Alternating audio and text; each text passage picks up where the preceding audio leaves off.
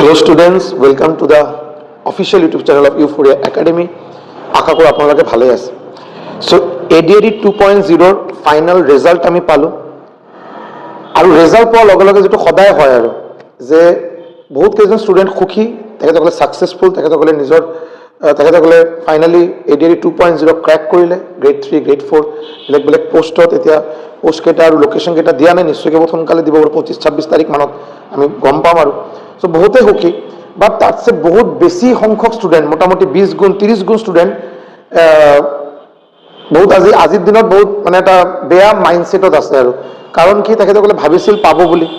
তেখেতসকলৰ এক্সাম ভালকে হৈছিল, তেখেতসকলৰ কোনোবা কৈ আছে এক্সাম ভাল হৈছিল, স্কিল টেষ্ট ইমান ভাল হোৱা নাছিল, ৰিটেন টেষ্টটো ভাল হৈছিল বাট স্কিল টেষ্ট ভাল হোৱা নাছিল, কোনোবা কৈছে স্কিল টেষ্ট ভাল হৈছিল বাট ৰিটেন টেষ্টৰ কাট অফটো ইমান বেছি পোৱা নাছিল, একেবাৰে বৰ্ডাৰ লাইনত আছিলো আৰু বাট আশা কৰিছিলোঁ পাম বুলি, ফাইনেলি নাপালোঁ। চ' এনেকৈ ষ্টুডেণ্টৰ সংখ্যা বহুত বেছি আৰু এনেকৈ এটা গ্ৰুপ অফ ষ্টুডেণ্ট নিশ্চয় আছে যিসকলে বাৰু নতুনকৈ প্ৰিপাৰেশ্যন কৰিব বিচাৰে, যিসকলে এজ এ বিগিনাৰ কেতিয়াও আগতে কোনো সিনচিয়াৰলি প্ৰিপাৰেশ্যন কৰি কোনো গভৰ্ণমেণ্ট জব এক্সাম আজিলৈকে দিয়া নাই, এনেকৈ ষ্টুডেণ্টৰ সংখ্যাও কিন্তু বহুত বেছি।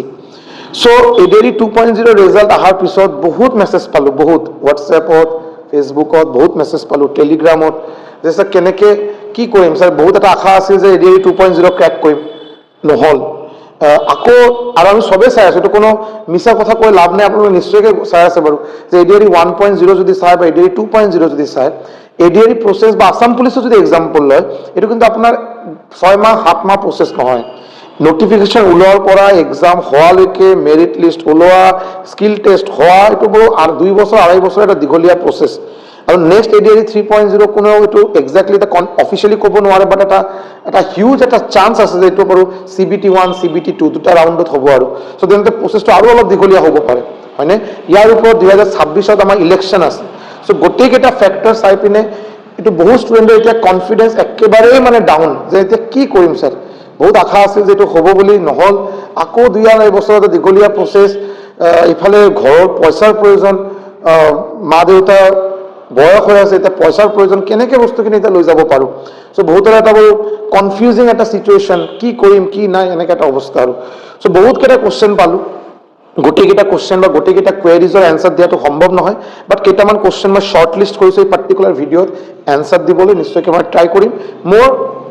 অপিনিয়ন যাতে মই শ্বেয়াৰ কৰিব পাৰোঁ অনেষ্টলি, আৰু মোৰ অভিজ্ঞতা হিচাপে বস্তুখিনি ভালকৈ আপোনালোকক বুজাব পাৰোঁ। ইয়াৰ আগতে যিসকলে মোক চিনি নাপায়, মোৰ এটা সৰু ইন্ট্ৰডাকশ্যন। মোৰ নাম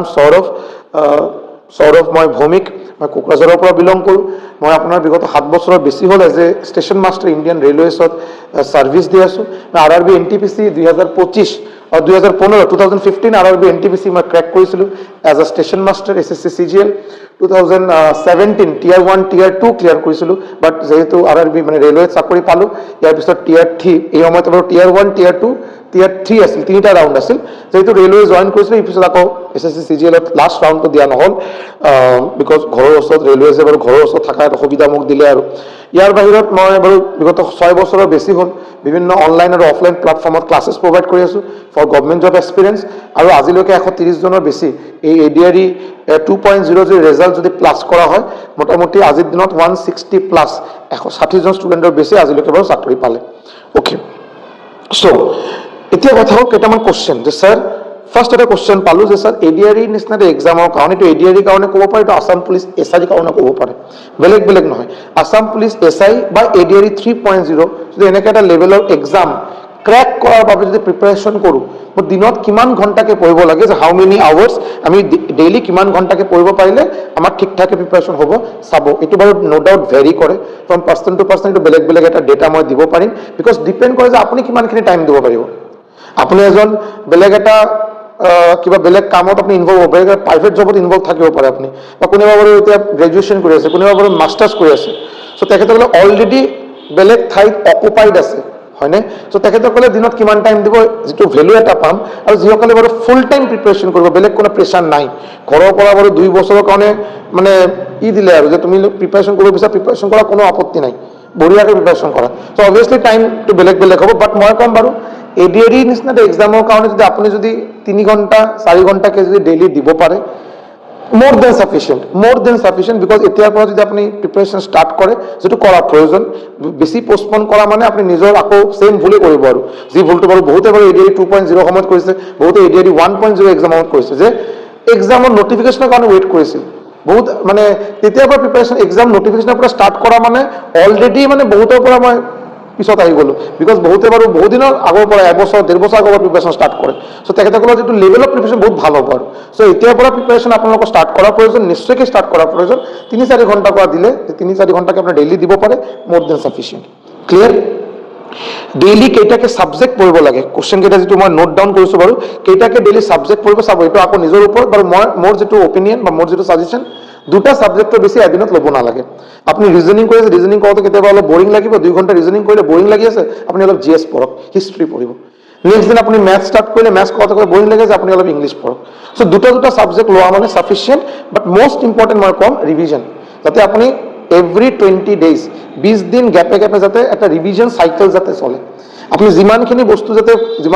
আপনি পঢ়া হল যিমানখিনি কন্টেন্ট আপনি বস্তুখিনি খমাব পাৰিলে তো রিভিজন যাতে ভালকে দিয়া হয় যদি আপনি timely after a span of 20 days 25 দিন 20 দিন গ্যাপে গ্যাপে যদি রিভিজন যদি নিদিয়ে বস্তুখিনি আপনি পাহৰা স্টাৰ্ট কৰিব যেতিয়া বস্তুখিনি পাহৰি যাব নহয় আপোনাৰ সেম এফৰ্ট আকৌ দিব লাগিব আকৌ সেম টাইম আপোনাৰ নষ্ট হ'ব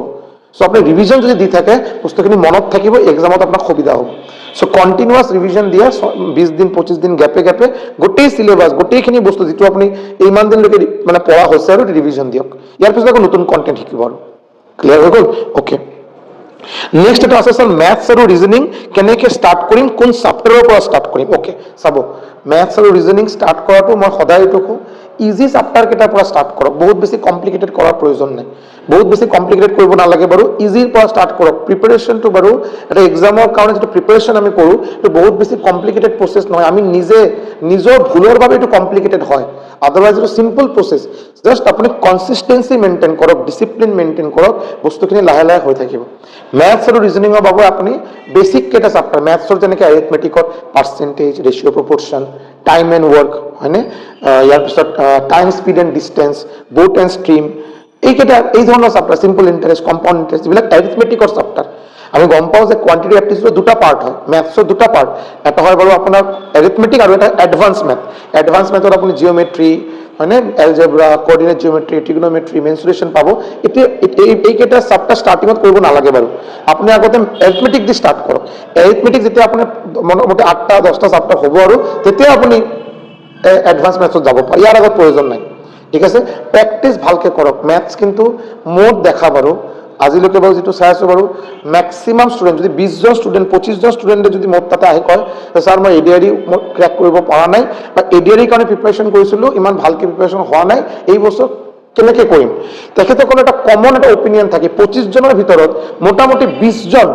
25 জনেৰ ভিতৰত মোটামুটি 20 জন স্টুডেন্টে কিন্তু এটা বস্তুৱে কয় স্যাৰ ম্যাথছ মোৰ অলপ উইক ম্যাথছ ভালকে প্ৰিপাৰেচন কৰিব পৰা নাই জিএস তো মুখস্থ কৰিলে আহি যাব বাৰু ইংলিশ মুখস্থ কৰিছে হৈ যাব ঠিক আছে বাট ম্যাথছ কৰাটো টান সিম্পল কথা বাৰু মই বাৰে বাৰে কৈ আছো বহুত বেছি হাই-ফাই লেভেললৈকে যাব নালাগে আপুনি বেসিক কনসেপ্টখিনি আগতে ক্লিয়াৰ কৰক আৰু বাৰে বাৰে প্ৰ্যাকটিছ কৰক ভাল ভাল অথেন্টিক কিতাপ ল'ব আৰু প্ৰ্যাকটিছ কৰি থাকক যিমান আপুনি প্ৰ্যাকটিছ কৰিব লাহে লাহে আপুনি চাব মেজিকৰ নিচিনা হ'ব লাহে লাহে আপুনি ম্যাথছ বুজা ষ্টাৰ্ট কৰিব আপোনাৰ গণিত ভালকে আপুনি সলভ কৰিব যদি আপুনি প্ৰ্যাকটিছ নকৰে যদি খালি আপুনি খালি ভিডিঅ চাই যিকোনো টিচাৰৰ ভিডিঅ চাই আছে বা কিবা কিতাপৰ পৰা অকল ম্যাথছ কেইটা খালি এক্সাম্পল কেইটা চাই আছে আপুনি নিজে হাতে দি কৰা নাই তেতিয়ালৈকে ম্যাথছ আপোনাৰ ভাল নহয় এটা বহুত স্বাভাৱিক কথা স্কুল লেভেলতে বাৰু এইটো সত্য আছিল এতিয়া বাৰু এইটোৱে সত্য বস্তুখিনি ক্লিয়াৰ হ'ল সো ম্যাথছ প্ৰ্যাকটিছ কৰিব ৰিজনিঙৰ কাৰণে মই আকৌ কম সিম্পল চ্যাপ্টাৰ দি ষ্টাৰ্ট কৰক number series number analogy letter analogy missing number হয়নে ষ্টাৰ্টিঙতে আপুনি ক্লক চ্যাপ্টাৰত যাব নালাগে ঘড়ী বুলি এটা চ্যাপ্টাৰ আছে ক্লক ক্যালেন্ডাৰ এইবিলাক অলপ টান চ্যাপ্টাৰ হয় ষ্টাৰ্টিঙত যোৱাৰ প্ৰয়োজন নাই আপুনি ইজি চ্যাপ্টাৰ দি ষ্টাৰ্ট কৰক ব্লাড ৰিলেশ্যন কৰক হয়নে সিলোইজম অলপ টাফ চ্যাপ্টাৰ সিলোইজম দেৰিকে কৰক ঠিক আছে আপুনি বেসিক চ্যাপ্টাৰ ইজি চ্যাপ্টাৰ কেইটা আগতে কৰক কাউন্টিং ফিগাৰ হয়নে number series number analogy missing number letter analogy এইবিলাক কৰক কোডিং ডিকোডিং ইয়াৰ পিছত লাহে লাহে আপুনি অলপ টান যিবিলাক অলপ ব্লাড ৰিলেশ্যন যেনেকৈ ব্লাড ৰিলেশ্যন বহুত ইজি চ্যাপ্টাৰ হয় বাৰু বাট বহুতৰ অলপ কোৱেশ্চনটো বুজাত অলপ প্ৰব্লেম হয় সো সিলোইজম অলপ বেলেগ ধৰণৰ এটা চ্যাপ্টাৰ হয় সিটিং এৰেঞ্জমেন্ট অলপ টাইম টেকিং হয় সো এইবিলাক চ্যাপ্টাৰ অলপ দেৰিকে কৰিলে কোনো অসুবিধা নাই ক্লিয়াৰ আগতে অলপ কনফিডেন্সটো বিল্ড হ'ব দিয়ক যেতিয়া আপোনাৰ মেথছ আৰু ৰিজনিঙৰ 50% 60% চিলেবাছ শেষ হ'ব নহয়, তাৰ কাৰণে বাৰু 4 মাহ 5 মাহ সময় দিব লাগিব। ইয়াৰ পিছত আপুনি চাব নিজৰ কনফিডেন্সটো অলপ হাই, তেতিয়া আপুনি বেলেগ বেলেগ চাবজেক্ট আৰু ট্ৰাই কৰিব। ক্লিয়াৰ? ওকে, চ' নেক্সট কুৱেশ্যন ইয়াতে দিয়া হৈছে যে মই যেটো পালোঁ, এইটো আৰু 3জনে বা 4জনে এইটো মই মেছেজ পালোঁ যে স্যাৰ আপোনাৰ বেটছত এডমিশ্যন ল'ব পাৰিম নে নাই আপোনাৰ। ওকে, চ' মোৰ এটা পেইড বেচ আছে, নিশ্চয়কৈ বাৰু বহুতে এতিয়ালৈকে গম পাইছে, বহুতখিনি ষ্টুডেণ্টে এডমিশ্যন লৈছে। য়েছ, নিশ্চয়কৈ আপোনালোকে এডমিশ্যন ল'ব পাৰে। ক্লাছ মোটামুটি বহুত কেইদিন ক্লাছ হ'ল, বহুত কেইটা ক্লাছেছ হ'ল, বাট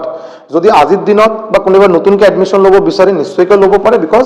আজিলৈকে হোৱা যিকেইটা ক্লাছ হৈছে বাৰু গোটেইকেইটা আপুনি পাই যাব। আপোনাৰ একদম প্লেলিষ্ট, ধুনীয়াকৈ প্লেলিষ্ট বনোৱা আছে, প্লেলিষ্ট হিচাপে আপুনি ক্লাছেছ কেইটা পাই যাব আৰু সিকুৱেঞ্চিয়েলি পাব আৰু এনেকৈ নহয় যে randomly. So' class 1, class 2, class 3, maths, reasoning, GS, English গোটেইকেইটা ক্লাছেছ ধুনীয়াকৈ আপোনাৰ ছেকশ্যন ৱাইজ প্লেলিষ্ট বনোৱা আছে, প্লেলিষ্ট পাই যাব।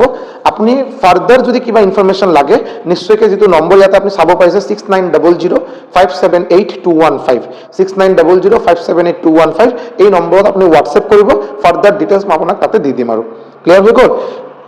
ইয়াতে চাওক কোন কোন ছাবজেক্ট ক্লিয়াৰ কৰা হ'ব, মই যিটো ক'লোঁ গোটেইকেইটা ছাবজেক্ট যি পাম। আপোনাৰ মুঠতে মই ইমানখিনি ক'ব পাৰোঁ, ADRE 3.0 যদি আপুনি দিব বিচাৰে, আপুনি যদি আসাম পুলিচৰ এক্সাম দিব বিচাৰে, আসাম পুলিচ SI বা আপোনাৰ ষ্টেট গভৰ্ণমেণ্ট যিকোনো এক্সাম দিব বিচাৰে, যিকোনো এক্সাম দিব বিচাৰে আপোনাৰ, বা RRB গ্ৰুপ D লেভেলৰ এক্সাম যদি দিব বিচাৰে, SSC CHSL যদি দিব বিচাৰে, মই যিকেইটা এক্সাম ক'লোঁ আৰু মই CGLৰ কথা কোৱা নাই, মই RRB NTPCৰ কথা কোৱা নাই, মই যিকেইটা এক্সামৰ কথা ক'লোঁ SSC GD, যদি আপুনি এই লেভেলৰ এক্সাম যদি দিব বিচাৰে, মেইন প্ৰায়ৰিটি ADRE 3.0 আৰু আসাম পুলিচ SI, নিশ্চয়কৈ আপুনি বেচটো ল'ব পাৰে। আৰু এই বেচত আপুনি A to Z গোটেইখিনি আপুনি কণ্টেণ্ট পাব।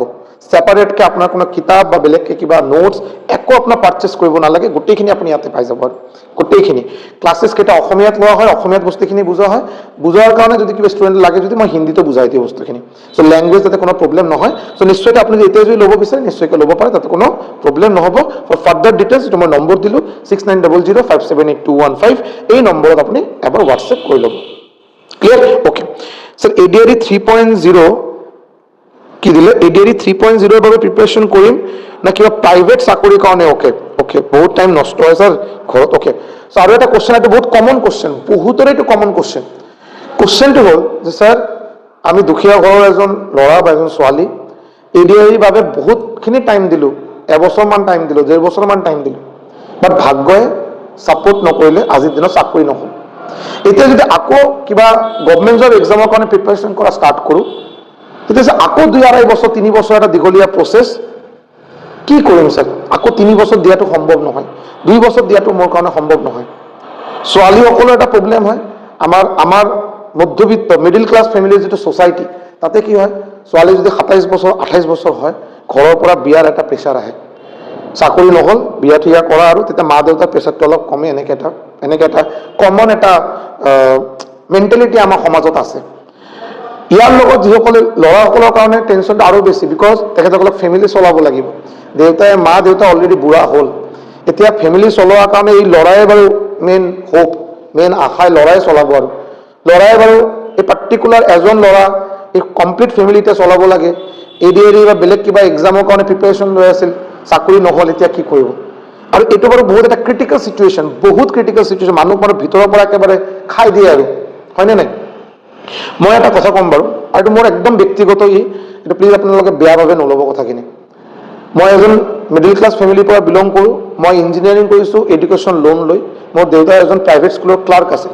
চ' পইচা পাতি কম থাকিলে ঘৰত কি অৱস্থা হ'ব পাৰে, এইটো চাগে মই ভালকৈ বস্তুখিনি ৰিয়েলাইজ কৰোঁ, ভালকৈ বস্তুখিনি বুজি পাওঁ আৰু। চ' আৰু এই কনটেক্সটত কথাখিনি মই কৈ আছোঁ যে যদি আপোনালোকে যদি মোটামুটি আপোনাৰ বয়স 24 বছৰ 23 বছৰ 25 বছৰ, ঘৰৰ পৰা আপোনাৰ আপোনাৰ পৰা এটা দৰমহা এটা আশা কৰে, আপোনাৰ কিবা এটা চ'ৰ্চ অফ ইনকাম আশা কৰে, আৰু যি পইচা দি ঘৰটো চলোৱাত যাতে সুবিধা হয়, আপোনালোকে নিশ্চয়কৈ কিবা এটা প্ৰাইভেট চাকৰিৰ কথা চিন্তা কৰক। কিন্তু যেতিয়া মই প্ৰাইভেট চাকৰিৰ কথা ক'ম, মই ৰিকুৱেষ্ট কৰিম যদি সম্ভৱ হয়, এইটো বাৰু মোৰ কথাততো নহ'ব বস্তুখিনি, বা আপোনালোকে যিটো বিচাৰে এইটোৱে পাব, এইটো কোনো এনেকৈ কথা নাই। আৰু যদি সম্ভৱ হয়, এইকাৰণে মই কৈছোঁ, ইফ পচিবল আপোনালোকে যদি টিচাৰৰ কিবা চাকৰি পায়, প্ৰাইভেট স্কুলৰ চাকৰি, প্ৰাইভেট স্কুলৰ টিচাৰৰ চাকৰি, তেতিয়া মই ভাবোঁ এইটো লোৱাটো বেছি আপোনাৰ কাৰণে সুবিধা। আপুনি যদি এইটো চাই যে আপোনাৰ তাতে দুটা অপশ্যন আছে, এটা বেলেগ এটা প্ৰাইভেট চাকৰি ল'লে তাতে আপোনাৰ চেলাৰী বা দৰমহা আপোনাৰ 12,000, আৰু এইফালে যদি আপুনি যদি এটা যদি প্ৰাইভেট স্কুলৰ যদি টিচাৰ যদি হয় আপোনাৰ দৰমহা 6,000 আধা হাফ তথাপি মই আপোনাক কম যদি সম্ভৱ হয় আপুনি প্ৰাইভেট স্কুলৰ টিচাৰৰ চাকৰিটো ল'ব ৰিজনটো বহুত সিম্পল যদি আপুনি টিচাৰ চাকৰিটো লয় আপুনি ষ্টুডেণ্টক পঢ়াব লগে লগে আপুনি ফাৰ্ষ্ট কথা আপুনি টিউশ্যন পাব আপুনি ঘৰত কেইটামান টিউশ্যন পাব এই টিউশ্যনৰ পৰা আপুনি যদি ভালকৈ টিউশ্যনৰ টাইম দিয়ে ভালকৈ যদি পঢ়াব পাৰে আপোনাৰ যদি এটা ৰেপুটেশ্যন যদি হয় আপুনি মোটামুটি টিউশ্যনৰ পৰা আকৌ 4-5 হাজাৰ টকা এটা আৰ্ণ কৰা এটা সুবিধা থাকে হৈ গ'ল এতিয়া নিজৰে ইয়াৰ লগত আপোনাৰ প্লাছ পইণ্ট হ'ল মেইন প্লাছ পইণ্ট হ'ল আপোনাৰ নিজৰো প্ৰিপাৰেশ্যন কণ্টিনিউ থাকিব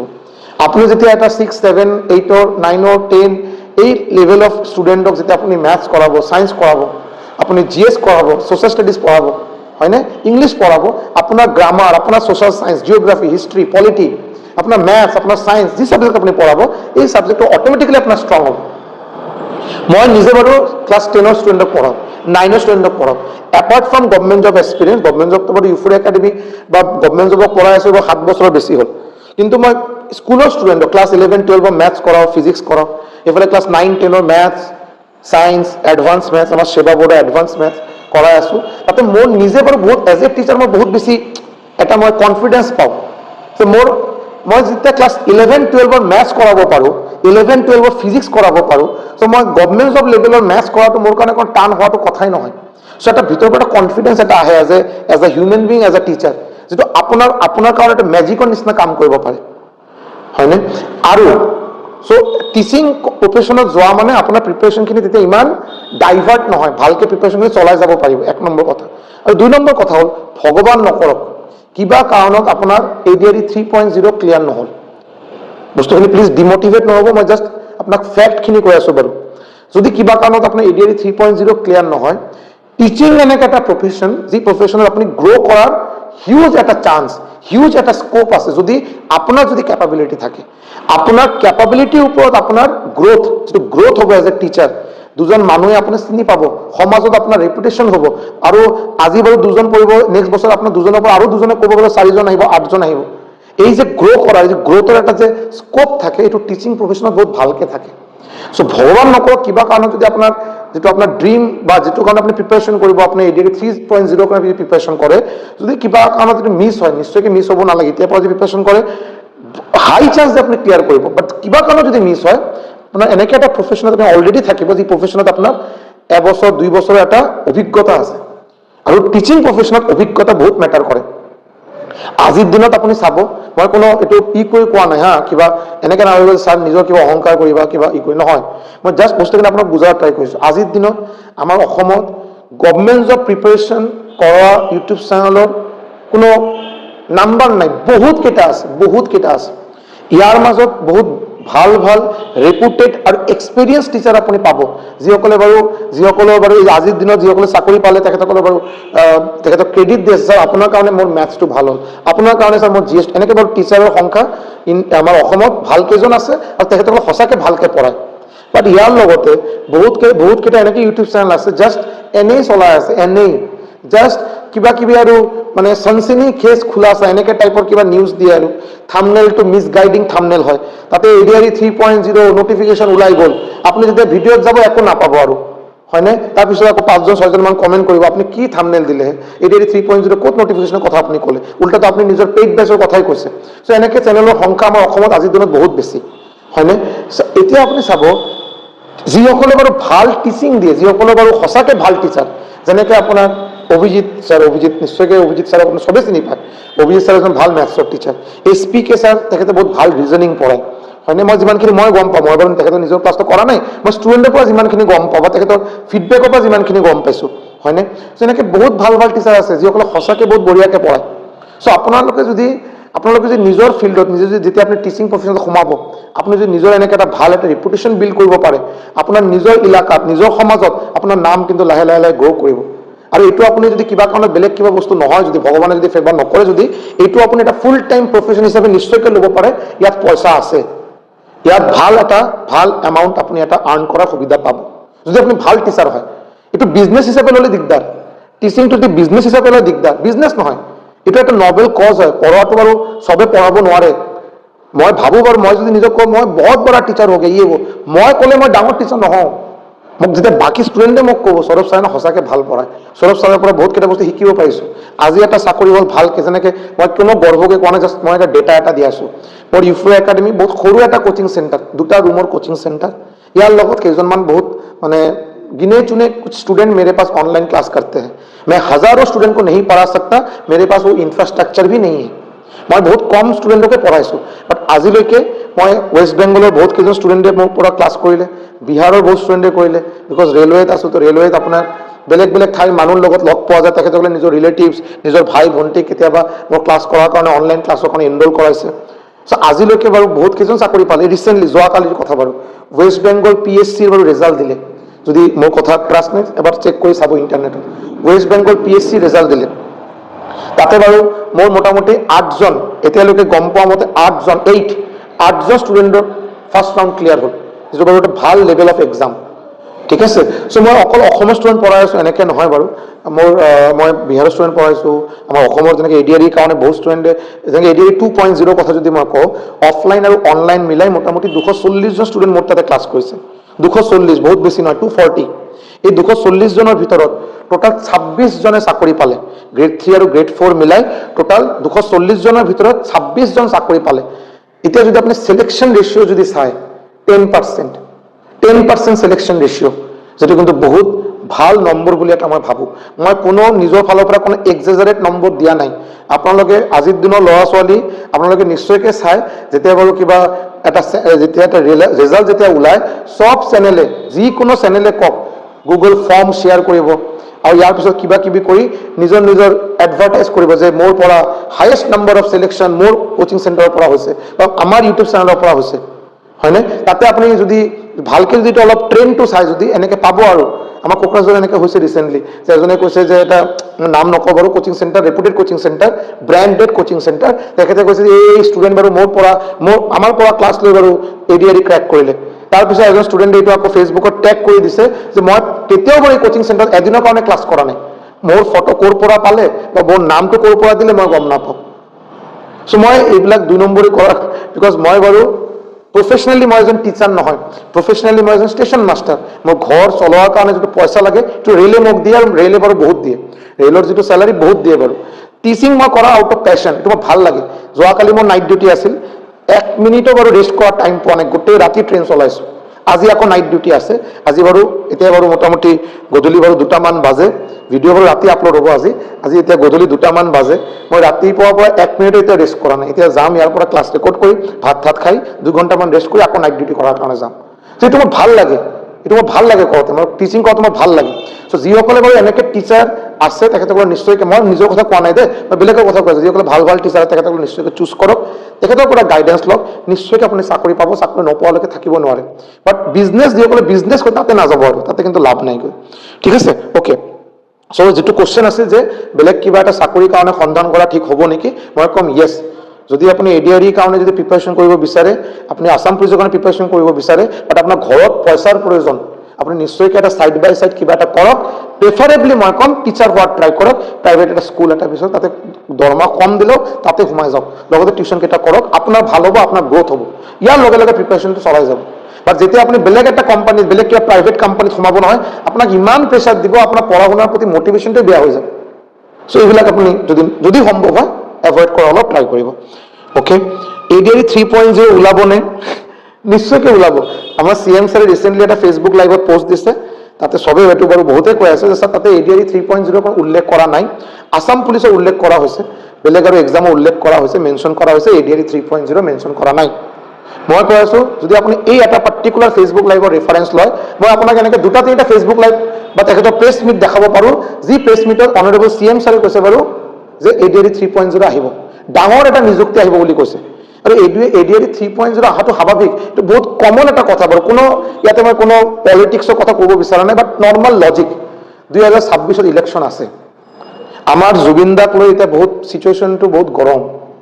হয়নে? আৰু যিটো স্বাভাৱিক হোৱা কথাটো হোৱা স্বাভাৱিক এইটো। চ' এতিয়া আমাৰ ৰুলিং গভৰ্ণমেণ্টে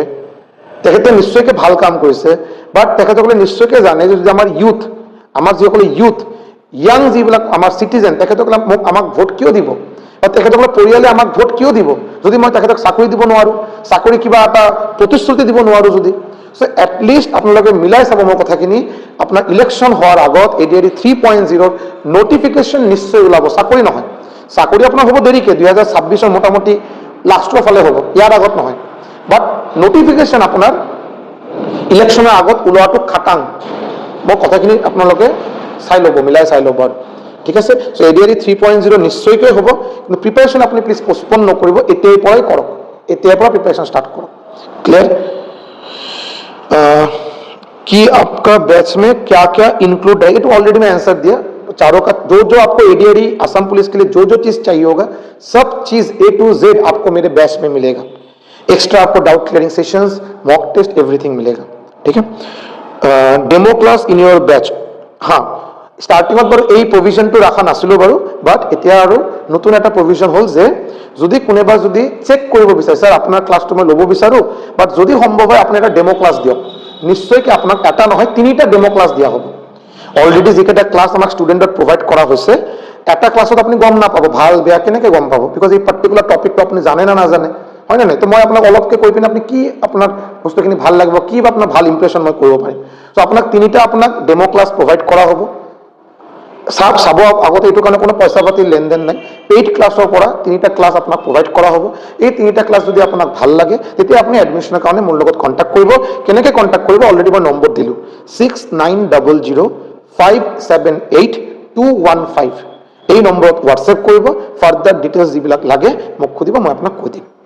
ক্লিয়াৰ সো এইকেইটা বাৰু কোশ্চেন লৈ আহিছোঁ বহুত বেছি কোশ্চেন লৈ অহা নাই আৰু বহুত কেইটা কোশ্চেন আছে বাৰু ভাল ভাল কেইটামান কোশ্চেন আছে বাট এতিয়া যদি বস্তুখিনি ক'ব যাওঁ ভিডিঅ'টো বাৰু বহুত দীঘলীয়া হৈ যাব বাৰু চ' আজি নকওঁ বাৰু আকৌ কালি এটা নিশ্চয়কৈ বাকী কোশ্চেনকেইটাৰ ওপৰত ভিডিঅ' বনাম তেতিয়া আপোনালোকক মই এনচাৰকেইটা দিয়াটো দিম বাৰু নিশ্চয়কৈ চ' প্লিজ প্ৰিপাৰেশ্যন কৰক বেছি অবভিয়াছলি এইটো মন বেয়া হোৱা কথা এটা টেনশ্যন হোৱাৰে কথা বাৰু আশা কৰিছিলোঁ হোৱা নাই বাট মই ৰিকুৱেষ্ট কৰিম জীৱন মানেই যুঁজি থকা বাৰু जब तक जिंदा है आपको लड़ाई करते हुए जाना है जब आप सरेंडर कर देंगे मतलब आप हार गए जब तक आप सरेंडर नहीं करेंगे आप नहीं हारे हैं कोशिश करना है कोशिश करते हुए जाना है ठीक है please please please please preparation start करक ভালকে প্ৰিপাৰেশ্যন স্টাर्ट करक মই আছো বাৰু লগত মোৰ ফালৰ পৰা যিমান মই অবভিয়াছলি মই বাৰু বহুত বেছি ক্লাसेस আপোনাক দিব নোৱাৰো এইটোৰ কাৰণে মই এক্সট্ৰিমলি সৰি বাট মানে মই ডিউটি কৰি ইমান আৰু এতিয়া বাৰু অলপ ডিউটিৰ প্ৰেছাৰো বহুত বেছি গোটেই অফলাইন ক্লাছেছ স্কুল লেভেলৰ ক্লাছেছ গোটেইখিনি কৰি মোৰ অলপ টাইম মেনেজমেণ্টৰ প্ৰব্লেম হয় হয়নে ৰাতি টোপনি নহয় ভালকৈ নেক্সট দিন আকৌ আহি ক্লাছ কৰা এই কাৰণে ক্লাছকেইটা মই বহুত বেছিকৈ দিব বিচাৰোঁ বাট মই দিব পৰা নাই যদি